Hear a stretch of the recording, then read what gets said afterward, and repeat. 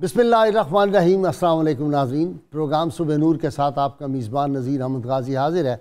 नाज़रीन किराम, हज़रत अबू अनीस मोहम्मद बरकत अली साहब रहमहुल्लाह की तालीफ़ अस्माउन नबील करीम सल्लल्लाहु अलैहि वसल्लम से एक इसमें मुबारक पढ़ने की सआदत हासिल कर रहा हूँ। सैयदना अल-गाफ़िरु सल्लल्लाहु अलैहि वसल्लम, हमारे सरदार मुआफ़ फरमाने वाले, दुरूद व सलाम भेजे अल्लाह आप सल्लल्लाहु अलैहि वसल्लम, आपकी आले पाक और आपके सहाबा किराम पर। सैयदना अबू हुरैरा रज़ी अल्लाह ताला अन्हु से रिवायत है कि रसूलुल्लाह सल्लल्लाहु अलैहि वसल्लम ने इरशाद फरमाया, जो शख्स किसी दूसरे को मुआफ़ करता है तो अल्लाह ताला उसकी इज़्ज़त बढ़ा देता है, और जो आदमी अल्लाह के लिए आजी इख्तियार करता है अल्लाह ताला उसके दर्जात बढ़ा देता है। इसी तरह हज़रत माज़ रज़ी अल्लाह ताला अन्हु से रिवायत है कि हुज़ूर नबी करीम सल्लल्लाहु अलैहि वसल्लम ने इरशाद फरमाया, जिस शख्स ने गुस्सा को पी लिया हालांकि वो इसे नाफिज करने पर कादिर था, तो अल्लाह ताला क़यामत के रोज़ सारी मखलूक़ात के सामने उसे बुलाएगा और उसे बहुत बुलंद मकाम अता करेगा, जिसे देख कर तमाम लोग रश करेंगे। नाज़रीन किराम, अल्लामा इकबाल ने कहा था, सैयद हजवेर मखदूम उमम मरकदे ऊ पीर संजर राह हरम।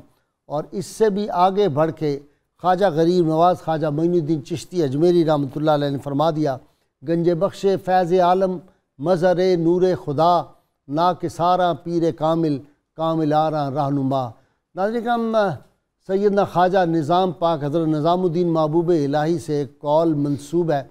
आपने फरमाया, जिसको मुर्शिद ना मिलता हो वो सैयदना दाता गंज बख्श अली हजवेरी रहमतुल्लाह अलैह की किताब कश्फुल महजूब का मुताला करे, उसे मुर्शद मुयस्सर आ जाएगा। ये एक ऐसी किताब है जो इंसानों के लिए मुर्शद कामिल का दर्जा रखती है।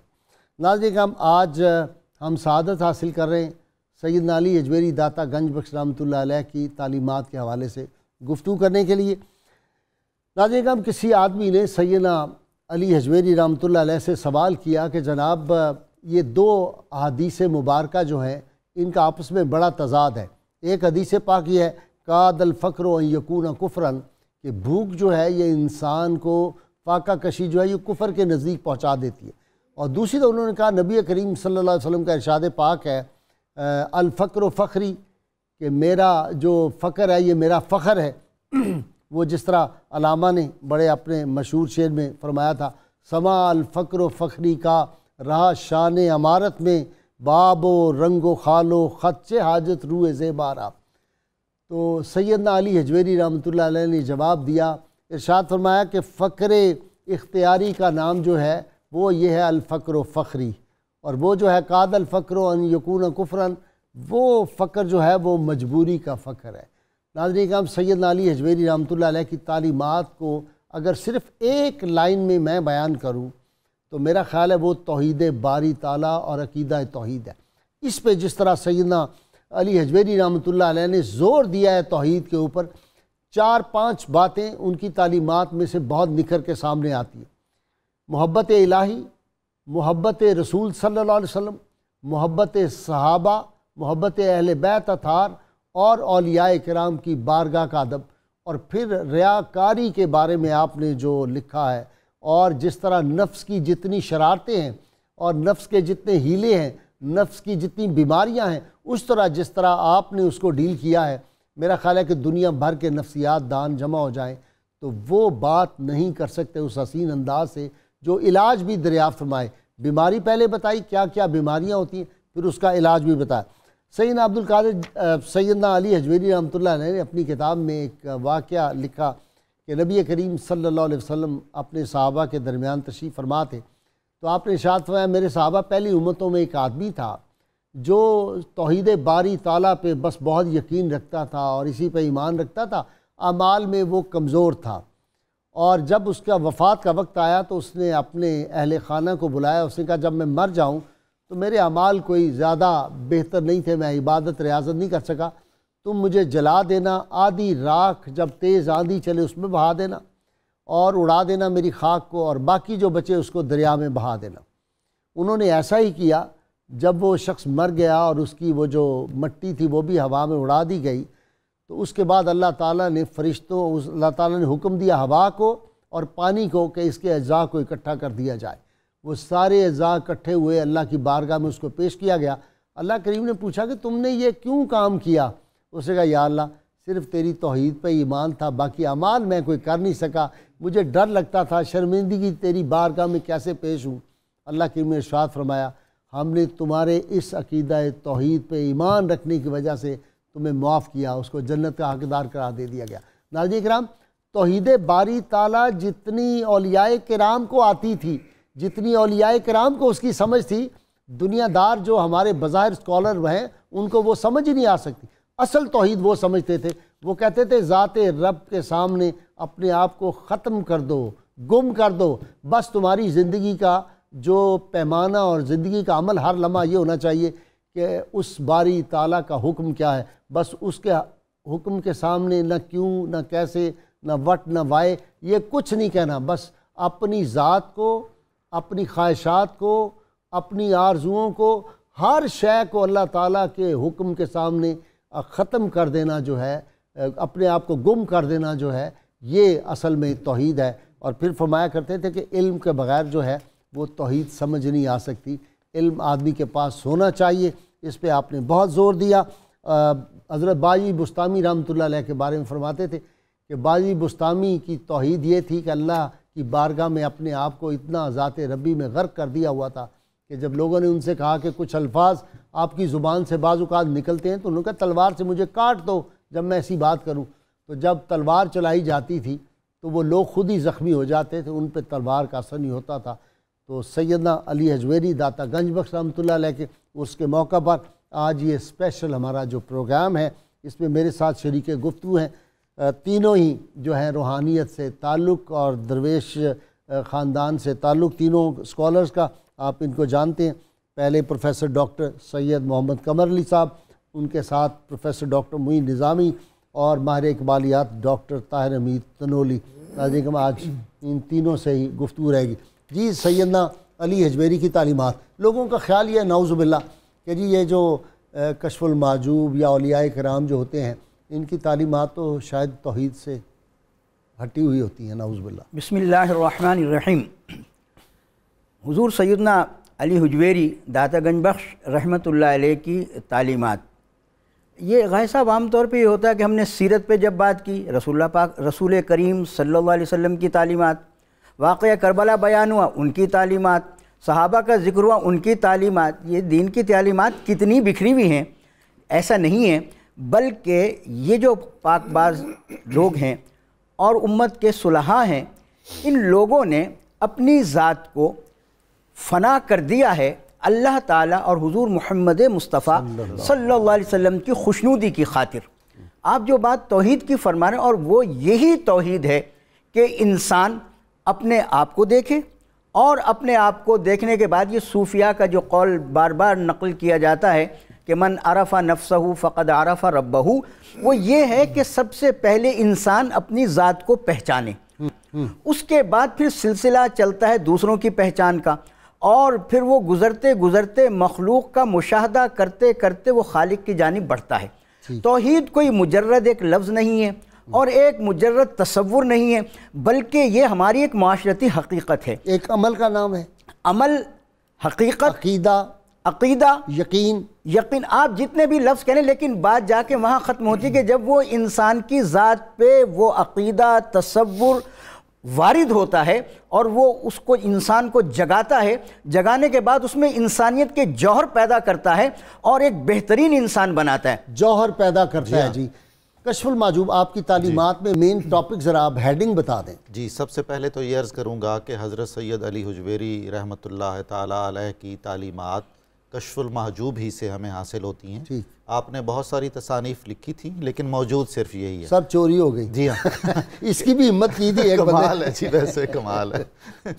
اگلی بات یہ ہے کہ کشف المحجوب کو تعلیمات اسلامی کا اور تعلیمات صوفیہ کا انسائکلوپیڈیا قرار دیا جاتا ہے۔ سبحان اللہ۔ واقعتاً اتنی جامع، معنی اور اتنی اچھی اور مفصل کتاب، اور فارسی میں یہ پہلی کتاب ہے اس موضوع پر۔ جی اس سے پہلے کچھ کتابیں تھیں جو عربی سے فارسی میں ترجمہ کی گئی تھیں، جی براہ راست پہلی کتاب فارسی پہ یہ لکھی گئی۔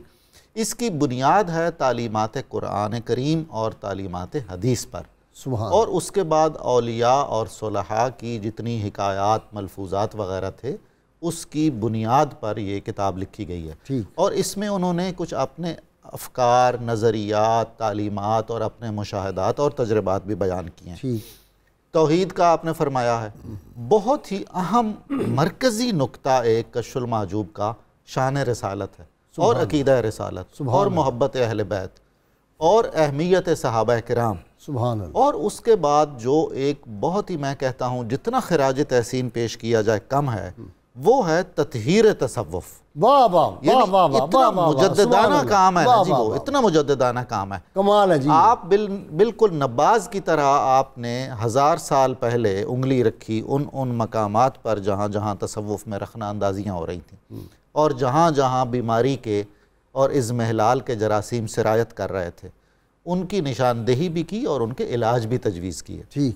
ایک ماہر صوفی بہت عظیم ماہر نفسیات بھی ہوتا ہے، واہ، چنانچہ انہوں نے اپنی بعض نفسی کیفیتوں کا بھی بیان کیا ہے، اور ان کے علاج کی تفصیلات بھی بیان کی ہیں، اور دوسروں کو بھی اس طرف راغب کیا ہے۔ خانقاہی نظام کی بنیاد جن کتابوں میں رکھی ہوئی ملتی ہے، ان میں سے ایک کشف المحجوب بھی ہے۔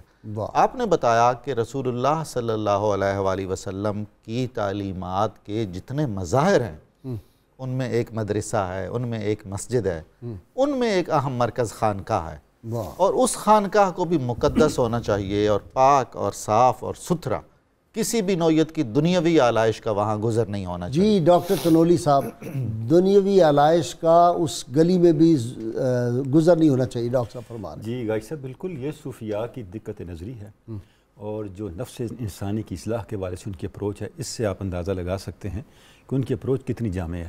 توحید اور رسالت کی بات کی ابھی تک ڈاکٹر ڈاکٹر صاحب، بالکل غازی صاحب، جب آپ دیکھتے ہیں کشف المحجوب، جیسے کہ جب آپ کشف المحجوب کو دیکھتے ہیں، ڈاکٹر صاحب نے بڑی پیاری بات ارشاد فرمائی کہ یہ تصوف کا انسائکلوپیڈیا ہے۔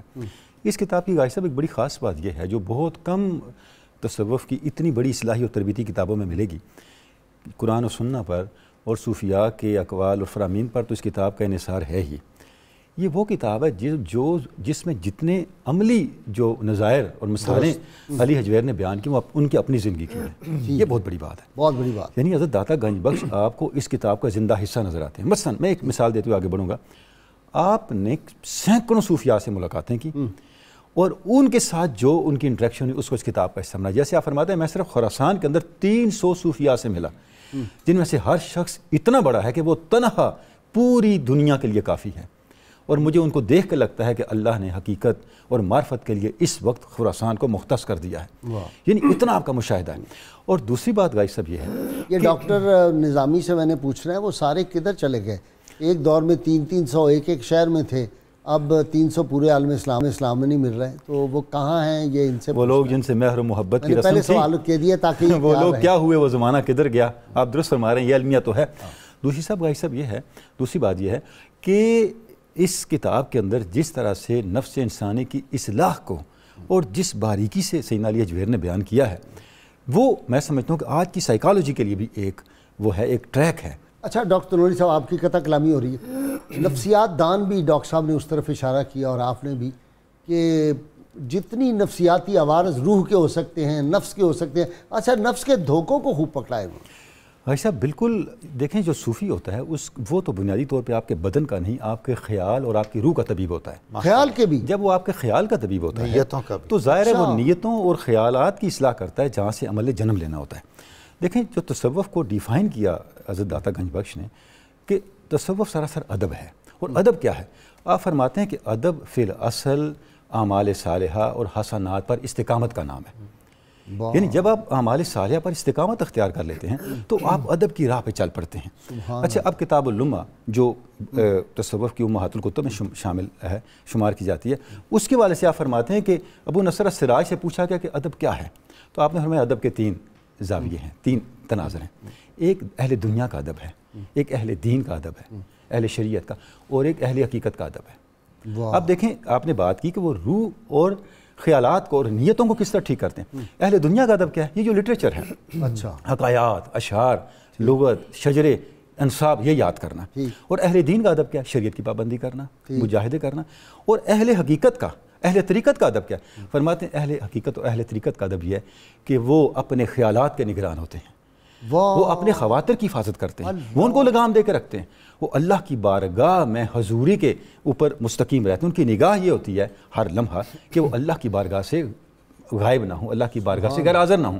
یعنی آپ تصور کریں کہ صوفیاء کا جو تصور ادب ہے وہ کہاں سے شروع ہوتا ہے؟ جو دم غافل سو دم کافر, یہ وہ والا معاملہ ہے. بالکل ایسا ہی ہے کہ وہ ہر لمحہ اپنی نیتوں کو, اپنے خیالات کو اللہ کی بارگاہ کے اندر حاضر رکھتے ہیں.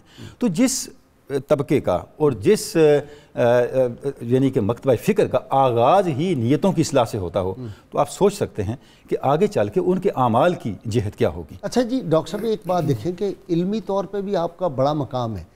اکثر اوقات نعوذ باللہ لوگوں کا یہ خیال ہے کہ صوفیاء جو ہیں وہ تو عالم نہیں ہوتے. اس دور میں تو کوئی لائبریریاں بھی نہیں تھیں اور یہ ساری کتاب جو ہے انہوں نے زبانی لکھی ہے.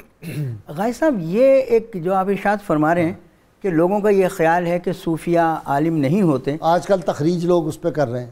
یہ بہت سے الٹ سلٹ کام ہیں جو لوگ کرتے رہتے ہیں. مسئلہ یہ ہے کہ علم کا تصور اور علم کی حقیقت, داتا صاحب رحمۃ اللہ علیہ کی کتاب کا پہلا باب ہی اس بات علم ہے, اور اس میں ظاہر ہے لوگ علم کے فضائل بیان کرتے ہیں, علم کے بارے میں آیات بیان کرتے ہیں, علم کے بارے میں بہت ساری احادیث بیان کرتے ہیں. لیکن داتا صاحب رحمۃ اللہ علیہ کے ہاں علم کا تصور اور علم کا فائدہ کہ کیوں علم کی بات کی جائے, ظاہر ہے کہ آدم علیہ السلام کی عظمت کا سبب ہی علم بنا تھا. بہت سے لوگ صوفیہ یہ بھی کہتے ہیں کہ علم و بس کریو یار, لوگ یہ بھی سمجھتے ہیں کہ نہیں وہ علم ہے جو غلط راستے پہ لے کے جاتا ہے, اس علم کی نفی ہے. اس کی وضاحت داتا صاحب رحمۃ اللہ علیہ نے بڑی وضاحت کی, اور یہ پہلی آیت لکھی انما یخشی اللہ من عبادہ العلماء, کہ وہ ہی صاحب علم ہوتے ہیں, اللہ کے خاص بندے کہ جن کے دلوں میں اللہ کی خشیت رہتی ہے. اب یہ خشیت کے بغیر جو علم ہے وہ ہمیشہ علم مضر میں شامل ہوگا. رسول کریم صلی اللہ علیہ وسلم صبح کے وقت جو دعا فرمایا کرتے تھے اس میں ایک لفظ یہ بھی تھا, اللہم اعطنی علما نافعا, اللہ مجھے وہ علم عطا فرما کہ جو مفید ہو. تو اب وہ علم جو انسانیت کے لیے مفید ہے وہی علم انسان کے اعمال کے لیے مفید ہوتا ہے, وہی علم انسان کے معاشروں کے لیے مفید ہوتا ہے. اور وہی حضور نوشہ گنج بخش رحمۃ اللہ علیہ نے اپنے مرید خاص حضرت حاجی سچیار رحمۃ اللہ علیہ سے فرمایا کہ تو علم حاصل کر. کہا جی میں علم حاصل کروں, تو فرمایا کہ ہاں تو علم حاصل کر کے کیسے, کہ علم کے لیے تجھے حلم درکار ہے. تو جو شخص متحمل مزاج نہیں ہوتا علم اس کے لیے مفید نہیں ہوتا. اور جس کے دل میں خشیت نہ ہو, داتا صاحب رحمۃ اللہ علیہ کا ہم نے تعلیمات کی بات کر رہے ہیں نا, تعلیمات کے لیے ضروری ہے کہ علم کا تصور صحیح ہو. تو داتا صاحب رحمۃ اللہ علیہ نے علماء کو معاشرے کا ذمہ دار قرار دیا ہے. اور یہ جو کہا جاتا ہے کہ العلماء ورثۃ الانبیاء, کہ انبیاء کے یہ وارث ہیں, محض کتاب خانی سے وراثت نصیب نہیں ہوتی جب تک کہ اپنے دل کا کاسا رسول اللہ صلی اللہ علیہ وسلم کی بارگاہ میں دراز نہ کر دیا جائے, کہ جس سے توحید کا نور حاصل نہ ہو جائے. جب تک توحید و رسالت کا نور حاصل نہ ہو تو قلوب میں خشیت پیدا نہیں ہوتی. تو داتا صاحب رحمۃ اللہ علیہ اور علماء کو آستاں میری بندگی کو خدا دیا, میرے ہم سفر تجھے کیا خبر کہ مجھے حضور نے کیا دیا. سبحان اللہ, بے شک بے شک بے شک. وہ جو ہے نا جس جگہ بیٹھ کے پی لیں وہی میں خانہ بنے, تو وہ کیفیت تھی. ان کے یہاں تشریف آوری اور یہاں قیام کے بعد ایک تو مقامی لوگوں کا جو اس میں اسلام پھیلا اور لوگ معتقد ہونے لگے. پہلے شخصیت سے متاثر ہوتے ہیں لوگ اور حسن اخلاق سے. وہ جو کے بعد مختلف درجات انہوں نے بتائے ہیں, کمال ہے, اس پہ آ جائیں. عجیب ہے. ہاں جی, روح کے تصوف کے یہ درجات ہیں, وہ ایک سائنس بنا دی. ایک بات اور جو بڑی اہم ہے تعلیمات کے ضمن میں مجھے عرض کرنی ہے, جو کشف المحجوب ہے اس کی جو ابواب بندی ہے اور جیسے فصلیں آئی ہیں اور فصلوں میں جس ترتیب سے مطالب بیان ہوئے ہیں, آج پی ایچ ڈی کے مقالے بھی اس ترتیب سے کامیابی سے نہیں لکھے جاتے. کیا بات کیا دی, یعنی 1000 سال پہلے اس سے اندازہ ہوتا ہے کہ ایک شخصیت کے دل اور دماغ میں کتنا نظم و ضبط ہے, کتنا استحضار علمی ہے, اور اپنے کام کے بارے میں مہارت علمی کتنی ہے. نہیں وہ اب کمپیوٹر ہوگا اور لائبریری ہوگی، یہ سہولت بھی تو ہوگی. یعنی آج غازی صاحب کمپیوٹر کی مدد سے بھی کیا وہ نہیں تھا؟ لائبریری بھی نہیں تھی، سفر میں لکھی ہے. اچھا جی ہاں، حالت سفر میں لکھی ہے. پنجاب یونیورسٹی لائبریری سے کوئی. اور ایک جملہ اس میں مجھے عجیب لگا، یعنی آپ یہاں موجود تھے تو یہاں کے معاشرے پہ بھی بہت گہری نظر تھی، اور البیرونی کی کتاب کے بعد کشف المحجوب ایک ایسا اہم متن ہے جس سے ہم مقامی تہذیب و ثقافت کے بارے میں بہت کچھ جانتے ہیں. ایک جملہ وہ مخفی رہتا ہے بالعموم. آپ فرماتے ہیں کسی غم اور دکھ اور تکلیف کا ذکر کرتے ہوئے کہ یہ غم اور دکھ اور تکلیف اتنی ہے جتنی ہندوؤں کو سلطان محمود غزنوی سے ہے. اللہ، یعنی دیکھیں نا ہائے ہائے کمال. ایک جملہ ایسا ہے، واہ واہ. اس سادہ سے فکرے میں پوری تاریخ موجود ہے، پوری تاریخ موجود ہے. اور اس سے اس شعور اجتماعی اور شعور سیاسی کا بھی اندازہ ہوتا ہے جو ایک درویش صفت آدمی لاہور میں بیٹھ کے اس سے آگاہ ہے اور انہیں احساس ہے. وہ بے خبر نہیں ہوتے. جی بالکل بے خبر نہیں کیا ہوتے. کچھ ہو رہا ہے سب کچھ جانتے. جی ہاں. واہ واہ واہ. اچھا مجھے بریک لینی ہے جی، ہمارے ساتھ رہیے گا. یہ آج علمی گفتگو ہے اور اس میں میں چاہتا ہوں میرے ناظرین شریک محفل ہیں. اللہم علی آلہ وصحبہ وبارک وسلم. ویلکم بیک ناظرین کرام. کوئی اندازہ کر سکتا ہے اس کے زور بازو کا، نگاہ مرد مومن سے بدل جاتی ہیں تقدیریں. ناظرین کرام ان کی نگاہوں میں بھی علم کے چشمے رواں ہوتے تھے. وہ جب دیکھتے تھے نا نگاہ محبت سے کسی کو تو پھر عشق الہی جو تھا وہاں پہ ٹھاٹھے مارتا تھا. جی ڈاکٹر صاحب. علم کے بارے میں جو انہوں نے فرمایا ہے بہت خوبصورت بات کی. آپ فرماتے ہیں کہ انسان کی زندگی محدود ہے اور علم لامحدود ہے. واہ. چنانچہ اس میں ترجیحات کا تعین کر لینا چاہیے. واہ. کہ علم کی کون کون سی شاخیں کیسے کیسے حاصل کرنی ہیں. اور یہ آپ نے فرمایا کہ تمام علموں کی بنیاد علم توحید ہے اور علم رسالت ہے اور علم آخرت ہے. علم آخرت ڈاکٹر صاحب. جی غازی صاحب بالکل جیسے ڈاکٹر صاحب نے فرمایا کہ داتا حضور نے دونوں چیزوں پہ یعنی کہ علم اور عمل جمع کیا شخصیت کے اندر. ایک مثالی صوفی کے لیے آپ فرماتے ہیں جب تک علم نہیں ہوگا اور مجاہدہ نہیں ہوگا وہ مشاہدے تک اور معرفت حق تک نہیں پہنچ سکتا. اچھا غازی صاحب دیکھیں یہ بات تو ہے کہ آپ نے کشف المحجوب کا آغاز علم سے کیا، پہلا باب علم سے متعلق ہے، لیکن یہ دیکھیں کہ انہوں نے کس علم کو لازمی قرار دیا ایک صوفی کے لیے. آپ فرماتے ہیں جب تک 3 طرح کے علوم صوفی کے پاس نہ ہوں وہ راہ طریقت کا مسافر نہیں بن سکتا. اللہ کی ذات کا علم، اللہ کی صفات کا علم. اب تیسرا جو علم ہے وہ بہت امپورٹنٹ ہے. فرماتے ہیں اللہ کے افعال اور ان کی حکمتوں کا علم. سبحان اللہ، کمال ہے جی. غازی صاحب اگر آج کی زبان میں اس کا ترجمہ کروں تو اس کا ترجمہ یہ ہے کہ صوفی کی تاریخ کی حرکت پہ نظر ہوتی ہے. تاریخ اللہ کا عمل ہے. یہ کیا ہو رہا ہے، واقعات کیا ہو رہے ہیں، کیوں ہو رہے ہیں، زوال کیوں ہے، عروج کیوں ہے، مصیبت کیوں ہے، خوشی کیوں ہے، غم کیوں ہے. صوفی کی اس کی حکمت اور اس کے اوریجن پہ نظر ہوتی ہے. کتنی بڑی بات ہے. بڑی بات. وہ زمانہ ساز ہوتا ہے، زمانہ اس کو نہیں بناتا. وہ زمانہ ساز اس لیے ہوتا ہے کہ زمانہ اپنے کانٹینٹ کو جہاں سے لے کے آ رہا ہے، وقت کے اندر جو کچھ ہے وہ جہاں سے آ رہا ہے اس پہ اس کی نظر ہے. تو یہ بہت بڑا ایک دوسری اور مجاہدے کے حوالے سے جو فرماتے ہیں سیدنا داتا گنج بخش فرماتے ہیں کسی نے آپ سے پوچھا کہ مجاہدہ کیوں ضروری ہے. آپ نے فرمایا ہم عبارت کیوں لکھتے ہیں؟ اس لیے لکھتے ہیں کہ معنی آپ تک پہنچے. عبارت کا نظم ہی معنی آگے پہنچاتا ہے. اگر میں ایسی عبارت لکھتا ہوں جس میں الفاظ ہی آگے پیچھے ہوں یا الفاظ گنجلک ہوں، لایانی ہوں، تو اس سے معنی کا ابلاغ نہ ہوگا. معنی معرفت ہے اور اعمال الفاظ ہیں. جتنا آپ کی زندگی میں حسن ترتیب، حسن عمل ہوگا، حسن ادب ہوگا، اتنا ہی زیادہ آپ کے لیے مشاہدے تک پہنچنا آسان ہوگا. ڈاکٹر صاحب اخلاص فی العمل پہ بڑا زور دیا ہے. دیکھیں نا وہ خود نگیٹ کرتے ہیں. ہمارے ہاں تو آج ہی ہوتا ہے کہ اللہ ماشاءاللہ ہم صوفیاء کے تو غلام ہیں، اولیاء کرام سے ہمیں عقیدت، ہم تینوں چاروں جو بیٹھے ہیں اس وہاں میں، لیکن انہوں نے جو 2 نمبر والا کام ہے اس پہ جو داتا صاحب نے گرفت کی ہے، اور آج بھی آپ دیکھ لیں 2 نمبر میں وہی ساری باتیں پائی جائیں گی. جی اپنے شیخ کے بارے میں یہ فرماتے ہیں کہ میرے شیخ تھے، علم میں کمال تھا اور عمل میں انہیں کمال تھا اور صاحب معرفت تھے، لیکن وہ ظاہری جو لباس ہوا کرتا ہے صوفیہ کا اس کو بالکل پابند نہیں تھے، بلکہ ان لوگوں پہ سختی فرمایا کرتے تھے کہ جو لوگ ظاہری لباس تو اختیار کرتے تھے لیکن حقیقت سے ان کا نفور تھا. تو تو داتا صاحب رحمۃ اللہ علیہ نے جہاں علم کی بحث کی وہاں بار بار فرماتے ہیں کہ بغیر عمل کے علم کی وضاحت ہو نہیں سکتی، اور پھر آپ نے اس کو کئی درجے میں تقسیم کیا۔ ایک جگہ جہاں توحید کی بات کرتے ہیں، اور علم میں اخلاص کا مقصود ہی توحید کا راستہ دیکھنا ہے۔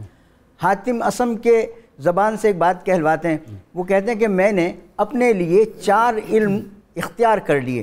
ایک تو یہ کہ میں نے یہ سوچ لیا ہے کہ جو اللہ تعالیٰ نے میرا رزق مقسوم کر دیا ہے مجھے اسی طرف توجہ رکھنی چاہیے، اور باقی معاملات مجھے اپنے اللہ کے سپرد کرنے چاہیے، اور اپنی ذات اور خدا کی ذات کی تلاش میں وقت کو صرف کرنا چاہیے۔ اور دوسرا علم میں نے اپنے پہ یہ واجب کر لیا کہ میرے بنانے والے نے کچھ باتیں میرے ذمے کی ہیں، اور کائنات میں مجھے بھیج کر میرے کردار کا تعین کیا ہے۔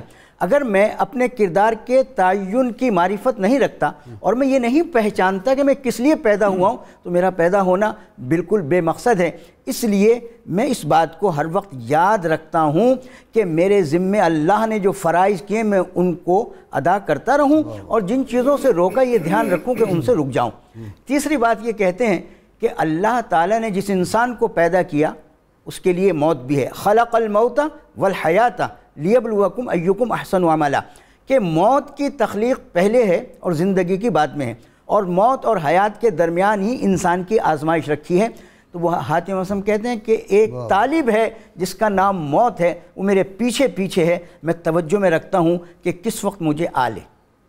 پھر چوتھا علم وہ یہ کہتے ہیں کہ اللہ تعالیٰ نے ہمیشہ میرے اوپر اپنی نگرانی رکھی ہے، اور کسی بھی لمحے میں اس کے علم سے باہر نہیں ہوتا، تو میں ڈرتا رہتا ہوں کہ کہیں مجھ سے کوئی ایسا عمل سرزد نہ ہو جائے کہ جو اس کو ناپسند ہو۔ ڈاکٹر صاحب ایک جگہ آپ نے لکھا تھا کہ تصوف پہلے بغیر نام کی ایک حقیقت تھی، اور اب وہ فارغ ہے، نام ہی نام رہ گیا، صرف نام رہ گیا ہے اور حقیقت کوئی نہیں ہے۔ بالکل کشف المحجوب کے دیباچے میں آپ فرماتے ہیں کہ یہ کتاب میں اس لیے لکھ رہا ہوں، اور مجھ سے پہلے بھی جن اصحاب نے تصوف پر کتابیں لکھی ہیں انہیں مصنف بننے کا کوئی شوق نہیں تھا، بلکہ صرف واحد مقصد ہے کہ جو تعلیمات اسلام اور تعلیمات صوفیہ ہیں ان کی وضاحت ہو جائے، تاکہ کسی نوعیت کے جو ہوتے ہیں نا تالے آزما قسم کے لوگ اور دنیا پرست، ظاہر پرست، وہ نہ اس میں شامل ہوں۔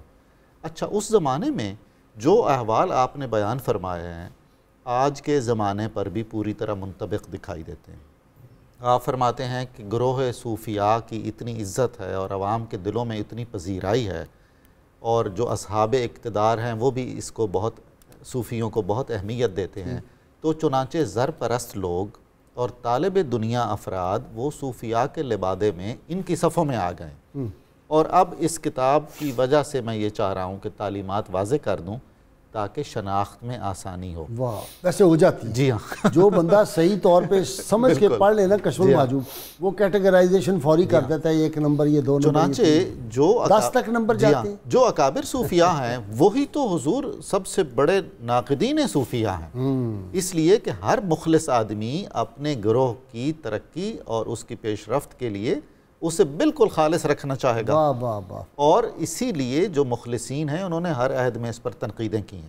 ایک جگہ بہت عجیب خوبصورت بات آپ نے فرمائی ہے، آپ فرماتے ہیں کہ یہ دین کے نام پر مختلف مجالس ہوتی ہیں، جن میں سے ایک صوفیاء کی مجالس سما بھی ہوتی ہیں، اس میں اگر خواتین کی آواز باہر آئے یا نامحرم کی آواز کانوں میں پڑے تو آپ خلاف شریعت ایک کام کر رہے ہیں، اس میں کہاں کا ثواب اور کہاں کا نابالغ ہو وہاں پہ بیٹھے ہو۔ جی ہاں، پھر آپ نے فرمایا کہ صوفیاء مختلف جگہوں پر جب اکٹھے ہوتے ہیں، دیکھیے نا اپنے آپ پر تنقید کرنا کتنا مشکل کام ہے، اس سے اندازہ ہوتا ہے کہ آدمی اخلاق اور کردار کی کن عظمتوں پر فائز ہے۔ تو جی ادھر ادھر سے مختلف چھتوں پر خواتین اکٹھی ہو جاتی ہیں، اور صوفیاء اپنی مختلف کیفیات میں ادھر بھی متوجہ ہوتے ہیں۔ آپ فرماتے ہیں کہ ایسا ایک لمحہ بھی سارا کچھ فاسد اور خراب اور برباد کر دینے کے لیے کافی ہے، تو چنانچہ اس سے اجتناب کرنا چاہیے۔ اب دور حاضر میں کہاں تک ممکن ہے سب لوگوں کے لیے ان تعلیمات پر پورا اترنا؟ اس کا یہ مطلب نہیں ہے کہ اگر ہم ان تعلیمات پر پورا نہیں اتر سکتے ہیں تو ہم ان افکار کو اور ان تعلیمات کو اپنے مطابق کرتے جائیں یا چھوڑتے جائیں، یہ بالکل ایک غلط طرز عمل ہے۔ چنانچہ حضرت سید علی حجویری رحمۃ اللہ علیہ کی تعلیمات اور آپ کی کتاب کشف المحجوب کا یہ بہت بڑا احسان ہے تاریخ تصوف پر کہ وہ حق اور باطل میں، غلط اور صحیح میں ایک تمیز ہر انسان کے دل میں راسخ ڈاکٹر تنوری صاحب نکلسن نے بھی ترجمہ کیا ہے کشف المحجوب کا اور بڑی تعریف کی ہے آپ کی. آج علی حجویری کی ضرورت ہے؟ جی بھائی صاحب، بالکل سیدنا علی حجویری کی اس لیے ضرورت ہے کہ ہماری سوسائٹی اخلاص سے محروم ہوتی جا رہی ہے. تکلف، تصنع اور مفادات کے تحت اعمال کرنا یہ ہمارا وتیرہ بن گیا ہے. دینی ہمارے جو محافل ہیں ان میں بھی جو ہماری پوری زندگی بھائی صاحب، میں سمجھتا ہوں پوری زندگی دینی ہی کیا، ہمارے دنیاوی معاملات بھی کسی نہ کسی مفادات کے تحت ہو رہے ہوتے ہیں. دینی لوگوں کا مفاد یہ ہوتا ہے کہ لوگ ہمیں دیندار سمجھیں، اور دنیاوی لوگوں کا مفاد کچھ اور ہوتا ہے، ہم سب جانتے ہیں. کامیابی اس میں ہے کہ چاہے ہم عمل دینی کر رہے ہیں یا دنیاوی، اس کے پیچھے اخلاص کتنا ہے. اس عمل کی طاقت اخلاص سے ہوگی. دیکھیں علی حجویری فرماتے ہیں کہ صوفیہ جب وجد میں آتے ہیں تو اپنا خرقہ پھاڑ دیتے ہیں.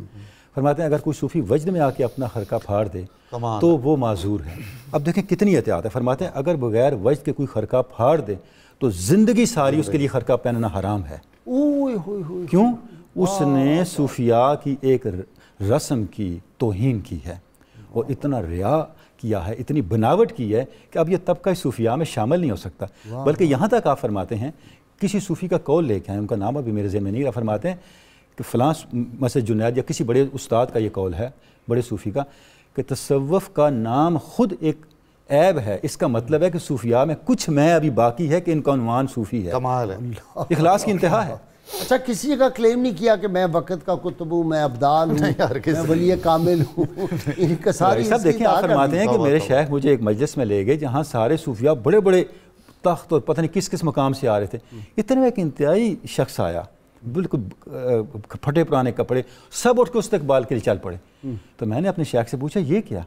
فرمایا کہ سب تصوف کے پیچھے ہیں اور تصوف کو اس پہ ناز ہے. سبحان اللہ، کیونکہ اس نے سب کچھ ترک کر دیا ہے. واہ واہ واہ واہ، اس نے سب کچھ اللہ کے لیے چھوڑ دیا. تو یہ صوفیاء کا سفر اخلاص کا سفر ہے. ہمیں کیوں علی حجویری کی ضرورت ہے؟ ہمیں اخلاص کی ضرورت ہے. جب تک ہمارے اندر اخلاص نہیں آتا گائی صاحب، دیکھیں قرآن مجید نے بڑا اصول دیا، ان اللہ لا یغیر ما بقوم حتی یغیروا ما بانفسہم. قومیں نہیں بدلتی جب تک اندر سے تبدیلی نہ ہو. من نہ بدلے، انفس کے اندر تبدیلی نہ ہو، ماحول نہیں بدل سکتا. تو من کی تبدیلی کا آغاز اخلاص سے ہوتا ہے. اخلاص صرف صوفیاء کے ہاں سے ملتا ہے. یہ وہ جنس ہے جس کی دکان صرف صوفیاء کا دروازہ ہے. دنیا داروں سے آپ کو، ظاہر والوں سے، ظاہر کے اصلاح کرنے والوں سے آپ کو یہ جنس نہیں مل سکتی. تو ہماری سوسائٹی اس وقت جس بحران میں ہے، ہمارے سارے مسائل کا غائی صاحب سبب ہی ہے. آپ سیاست کو دیکھیں، معیشت کو دیکھیں، ہم نے اخلاص کو چھوڑ دیا ہے. ہم نے مفادات کو خدا بنا لیا ہے.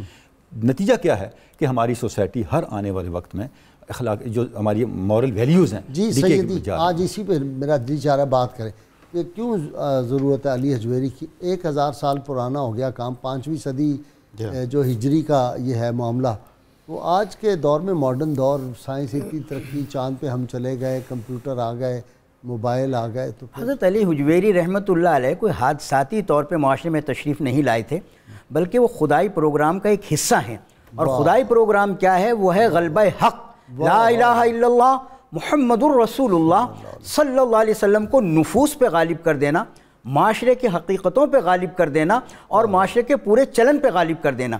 یہ مجدد ہیں وقت کے اور یہ ابو الوقت ہیں. تو علی حجویری کی ہر دور میں ضرورت رہتی ہے.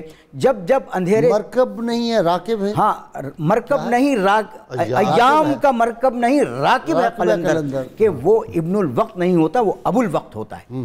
تو علی حجویری رحمۃ اللہ علیہ وقت کے بہت بڑے وہ ایسے مجدد ہیں کہ جنہوں نے علم میں، عمل میں، اخلاص میں، انسانی رویوں میں اور خلق محمدی صلی اللہ علیہ وسلم کے نفاذ کے لیے جو علمی فضا درکار ہے، جو عملی فضا درکار ہے، اور بالخصوص ایسے معاشروں میں کہ جہاں بادشاہ تلوار لے کے پہنچے تھے لیکن ابھی انہوں نے قلوب فتح نہیں کیے تھے.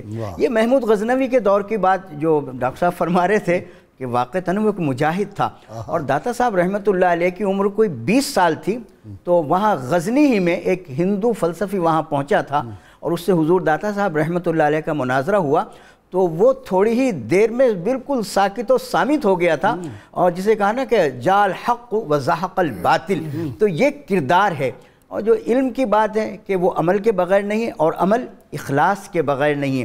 تو سیدنا علی حجویری داتا صاحب رحمۃ اللہ علیہ نے علم سے لے کے عمل تک، عمل سے لے کے اخلاص تک، اور اخلاص سے لے کے اخلاص کی وہ روشنی کہ جو قلوب میں حضور محمد مصطفیٰ صلی اللہ علیہ وسلم کے انوار طیبات سے ہوا کرتی ہے، اس کو روشن کیا۔ ہر دور میں جب بھی اندھیرا ہوگا اس روشنی کی ضرورت پڑے گی، لیکن ان سے جدا ہو کر یا ان سے کٹ کر یہ روشنی کبھی پیدا نہیں ہو سکتی۔ یہ وہ بلند چراغ ہیں کہ جن کو اللہ نے روشن کیا۔ یریدون لیطفئوا نور اللہ، لوگ بجھانے کی کوشش کریں گے، واللہ متم نورہ ولو کرہ الکافرون۔ بڑھتے ہی جا رہا ہے کام، جی یہ بڑھتا جائے گا، بڑھتا ہی جا رہا ہے۔ اچھا جی، ڈاکٹر صاحب نکلسن نے جب لیکچر دیے تھے دوسری جنگ عظیم کے بعد، تو اس نے کہا یورپ والوں بڑی تباہی ہو چکی ہے، اگر انسانیت کو بچانا ہے تو ہمیں اپنی یونیورسٹیوں کے دروازے جو ہیں وہ رومی اور سعدی پہ کھولنے ہوں گے۔ اصل رومی سعدی تو اس نے ایسے مثالن دیا نا، مقصد تو یہ ہے کہ علی حجویری، جی صوفیہ کرام، غریب خواجہ غریب نواز اور یہ ساری تعلیمات جو ہیں، کیونکہ انسانیت کا درد جتنا صوفی کے اندر ہوتا ہے، بالکل بالکل، وہ حضرت ابو الحسن خرقانی فرماتے تھے کہ فلاں شہر میں اگر کسی بیل کو بھی کانٹا چبھے، اس کو کوئی بیت مارے تو درد ہمیں درد مجھے ہوتا ہے، بالکل ایسا ہی ہے۔ حضرت سید علی حجویری کا جو ایک امتیاز ہے آپ کی تعلیمات کے حوالے سے عرض کر رہا ہوں، وہ ہے بے غرضی اور بے نفسی۔ یعنی آپ کی پوری کتاب اٹھا کر دیکھ لیجئے، کہیں کہیں آپ نے اپنا اسم گرامی لکھا ہے، وہ اس اہتمام کی وجہ سے لکھا ہے کہ پہلے کتابیں چوری ہو گئی تھیں، بار بار وہ ذکر کیا ہے۔ اس کے علاوہ کہیں دکھائی نہیں دیتا کہ وہ کوئی سیلف پروجیکشن چاہ رہے ہیں۔ نہ، آپ کی لیکن اللہ نے ان کو بڑی پروجیکشن، بس یہی ہے نا قائد صاحب، جو آدمی شہرت کے پیچھے بھاگے گا شہرت آگے آگے ہوگی۔ اچھا نہیں، ویسے یہ بتائیں فلیکشن نہیں لگتی تھی اس دور میں؟ میں یہی عرض کرنے والا تھا، ٹی وی پہ تو خبر چلتی ہوگی، ٹی وی یعنی پہ اگر اشتہار چلتا ہوگا۔ جی جی، اب اگر داتا صاحب دور جدید میں ہوتے تو وہ بھی آدھے صفحے کے تو اپنے القاب لکھتے۔ اچھا، داتا صاحب نہیں لکھتے، میں وہی عرض کر رہا ہوں، میں وہی عرض کر رہا کیا وہ لکھتے؟ یہ یوں کر دیں اس کو، جی جی جی، ہرگز نہ داتا صاحب آج کے دور میں ظاہری حیات میں آ جائیں تو وہ لکھیں اپنے یہ القابات، وہ تو شدید ناپسند کریں، بلکہ ڈنڈے ماریں، وہ ہاتھ میں ایسا ہے اس کا کام لیں۔ بالکل ایسا ہے بھائی صاحب، صوفی کا تو کام ہی یہ ہے کہ اس نے صرف بلانا ہے اللہ اور اس کے رسول کریم کی طرف، چھپنا ہے، جی چھپنا نہیں ہے، چھپنا نہیں ہے، بالکل۔ اور حضرت کی پوری زندگی اور آپ کی پوری تعلیمات کا نچوڑ ہی یہ ہے کہ آپ شہرت گریز ہوں اور جاہ طلب نہ ہوں اور زر پرست نہ ہوں، اور دنیا سے دور رہیں اور عوام الناس کے بیچ میں رہیں اور ان کے دکھ درد میں شریک ہوں، اور اپنے لیے بھاری بھرکم القاب اور آداب کا استعمال نہ کریں، اور اپنی ذات کی تشہیر بالکل نہ کریں۔ اگر داتا صاحب آ جائیں، وہ آئے تو تھے ایک دفعہ علامہ اقبال کو ملنے کے لیے، وہ جو واقعہ ہے قرآنی طور پہ، تو لینڈ کروزر پہ بھی نہیں آئیں گے؟ نہیں، میرا تو نہیں خیال، نہیں آئیں گے، نہیں ہرگز، سونے کے بٹن نہیں لگائیں، ہرگز نہیں۔ سادگی اور وہی جو ایک فقر ابوذری ہے، صوفیاء کی تو وہ پہچان اور شناخت رہی ہے نا جی، صوفیاء کی پہچان۔ اچھا یہ فقر ابوذری جو ہے، اس سے ان کا کیا ملتا ہے؟ اب مطلب غریب آدمی کو دیکھ کے لوگ بھاگ جاتے ہیں، تو ان کے کیسے قریب آج تک یہ رش لگا ہوا ہے؟ یہ کیا ہے ذرا مجھے سمجھا۔ ایسا مسئلہ یہ ہے کہ غریب آدمی کو دیکھ کے لوگ، غریب آدمی کو رشتہ دار نہیں واقف بنتے، غریب آدمی کو لوگ دیکھ کے بھاگتے ہیں۔ یہ غریب کب ہوتے ہیں؟ یہ بھی غریب ہوتے ہیں، لیکن یہ غریب کا ایک معنی ہوتا ہے ناول، جس کی مثال ہی نہ ملتی ہو، نادر و نایاب۔ نادر و نایاب، یہ نادر و نایاب اس کا یہ معنی بھی ہے، جو ہے نا اسلام غریب ہے، تو اس کا مطلب یہ ہے کہ اسلام اپنی بڑھوتری کے لحاظ سے بالکل بے مثال ہے۔ بعین ہی صوفیاء بے مثال لوگ ہیں۔ دوسری بات غازی صاحب یہ ہے کہ دنیا کو کچھ چھوڑتے ہیں، ان کے سامنے دنیا کی حقیقت کھلی ہوئی ہے۔ آپ فرماتے ہیں میرے شیخ طریقت 60 سال تک خلق خدا سے روپوش رہے، اور آپ نے فرمایا الدنیا سومن و انا فی الدنیا یومن و انا فیہا سومن، دنیا ایک دن کی ہے اور ہمارا روزہ ہے۔ کتنی بڑی بات ہے، دنیا ایک دن کی ہے اور ہمارا روزہ ہے، اور ہمارا افطار اس وقت ہوگا جب ہم اللہ کی بارگاہ میں حاضر ہوں گے۔ دنیا سجن المومن و جنت الکافر، یہ حدیث میں اور پاکستان کا کہتے ہیں ایک جو سابق تھا نا صدر، وہ نعوذ باللہ اپنی نجی محفلوں میں اس پہ وہ جنرل شاہد عزیز نے کتاب میں لکھی ہے، وہ مذاق اڑاتا تھا کہ قوم کیسے ترقی کرے گی جو یہ سمجھے لوٹو قوم کو، مال بناؤ۔ تو غازی صاحب جب اس طرح کا مفہوم ہوگا پھر اس طرح کی ترقیاں بھی ہوں گی۔ تو اب جو صوفیاء پنجابی والی ترقی ہوگی، صوفیاء کا آپ کو نہیں پتا اس پنجابی کے لفظ کا مطلب؟ یہ پتہ ہے ہماری زبان میں پنجابی بہنیں ہیں، ان کو اور پنجابی اتنی دور نہیں، میں سمجھ ہوں آپ کا لفظ۔ غازی صاحب عرض یہ ہے کہ صوفیاء کی جو اپروچ ہے وہ دنیا کو، سیدنا علی حجویری جیسی شخصیات دنیا کی حقیقت سے آگاہ ہیں، لہٰذا وہ دنیا کو تج کے، دنیا کو چھوڑ کے ذات حق کو ترجیح بنا کے آگے بڑھتے ہیں۔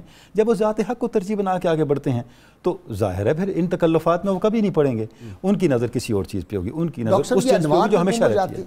انوار کا کلزم چل رہا ہوتا ہوگا ذات حق سے، اور اس میں پھر یہ ڈوب جاتے ہیں، پھر فنا کر دیتے ہیں۔ جہاں ذکر صالحین ہے وہاں نزول رحمت الہی تو ہے ہی ہے، ٹھیک۔ اور جس فضا میں ہمیشہ ذکر الہی ہوتا رہا ہو اور اپنی خالص ترین شکل میں اور محبت کے اعلیٰ ترین معیار کے مطابق ہوتا رہا ہوگا، وہاں انوار و تجلیات کیسے نہیں ہوں گے؟ آج بھی انوار برستے بے شک و شبہ۔ آپ وہاں چلے جائیں، جی باوجود یعنی زوال کا ایک ہے زمانہ آیا ہوا، لیکن وہ انوارات اس کے باوجود حضور اگر وہاں انوار و تجلیات نہ ہوتی، کسی ایک بڑے صوفی کا، بر صغیر کے بڑے عظیم صوفی کا نام لے لیں جس نے وہاں حاضری نہ دی ہو، ایک سے بڑھ کر ایک، اپنے اس سے بڑا ان کی عظمت کا کیا ثبوت ہو سکتا ہے؟ اور یہ دائمی کرامت ہے کہ مسلسل 24 گھنٹے قرآن شریف پڑھا جاتا ہے۔ ہاں، یہ دائمی کرامت ہے، یہ دائمی کہ کرامت وہ ابھی تو اپنے قبر میں تشریف فرما ہیں، اور لیکن یہ کرامت ہے کہ جہاں قرآن کی تلاوت ہے وہاں الہی انوار مسلسل اتریں گے۔ سید صاحب آپ دیکھیں نا، جو لوگ وہاں لنگر چلاتے ہیں جتنے بھی ہیں،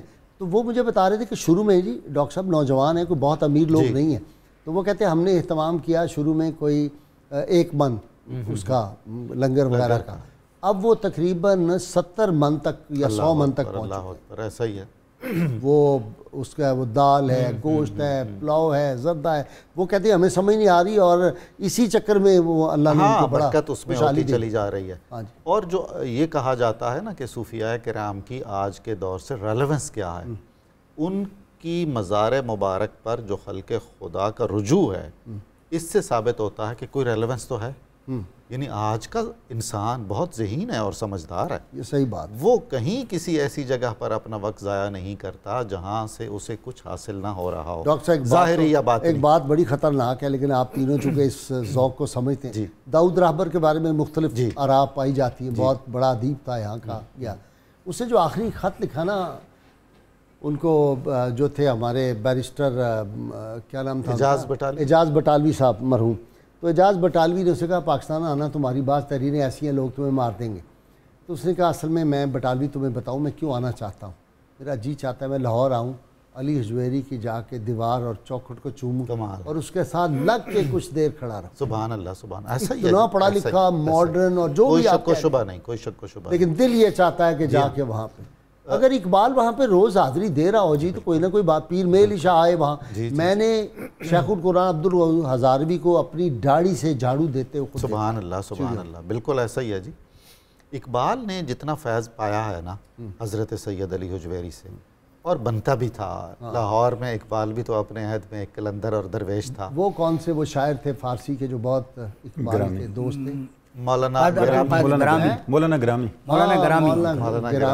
غلام قادر گرامی، انہوں نے داتا صاحب کی بڑی زبردست منقبت لکھی ہے، پہلے وہ مانتے نہیں تھے، پھر جب مانے تو پھر حیدرآباد دکن کے امیر نے بلا کے اتنا بڑا سونا دے دیا، اپنا استاد بنایا شہنشاہ، اور فارسی میں لکھی ہے، میں پڑھتا ہوتا ہوں کبھی کبھی، وہ میں فوٹو اسٹیٹ لے جاتا ہوں اور جا کے داتا صاحب وہ پڑھتا ہوں اب جو اقبال نے لکھا کہ مرو سے ایک مرید آیا حضرت علی حجویری کے پاس لاہور میں، اور اس نے کہا کہ میں اپنے دشمنوں میں گھرا ہوا ہوں اور مجھے کچھ آپ عمل دعا وظیفہ فرمائیے، تو آپ نے جو نصیحت کی، اقبال نے سارا اقبال کے پیغام کا نچوڑ ہی وہ نصیحت ہے جو حضرت داتا صاحب نے اپنے مرو سے آئے ہوئے ارادت مند سے کی تھی۔ اچھا، کہ یہ جو دشمن ہیں، یہ جو مخالف قوتیں ہیں، دراصل یہی تمہاری زندگی ہیں، تم انہیں چیلنج سمجھ کر قبول کرو اور مشکلات میں جینے کا حوصلہ اپنے اندر پیدا کرو اور اپنی صلاحیتوں کا مکمل الہمزہ کی تلاوت کا معمول بنانے سے انسان اپنے دشمن کے شر سے محفوظ رہتا ہے۔ شرط یہ ہے بالآخر 11 مرتبہ کوئی بھی درود پاک جو آپ کو آتا وہ ضرور پڑھیں۔ حضور داتا گنج بخش علی حجویری رحمۃ اللہ علیہ کشف المحجوب میں فرماتے ہیں، جو شخص لمحہ بھر کے لیے بھی حق تعالیٰ کے ذکر سے اعراض کرتا ہے تو وہ تمام عمر کبھی ہدایت نہیں پا سکتا۔ ناظرین کرام، وہ جو بزرگان دین کہتے تھے نا، جو دم غافل سو دم، تو یہ معمول ہے کہ ہر وقت بندہ اپنے رب کو یاد رکھے۔ شیخ سعدی نے بڑی خوبصورت بات کی تھی، انہوں نے کہا میرا رب جو اربوں کھربوں مخلوقات کا رب ہے، سب کو یاد رکھتا ہے، سب کو رزق پہنچاتا ہے، اور میں کیسا بد نصیب ہوں، میرا ایک ہی رب ہے، میں اس کو بھی بھول جاتا ہوں۔ تو ناظرین کرام، یہ رب کو یاد کرنے کے طریقے، سلیقے، کرینے اور یہ وہ جو دل میں محبت الہی اور محبت رسول صلی اللہ علیہ وسلم ڈالتے تھے نا صوفیاء کرام، ان کے درباروں پہ جانے سے بڑا فیض ملتا ہے۔ آج بھی وہ فیض جاری ہے، اور داتا گنج بخش رحمۃ اللہ علیہ کا فیض قیامت تک انشاءاللہ جاری رہے گا۔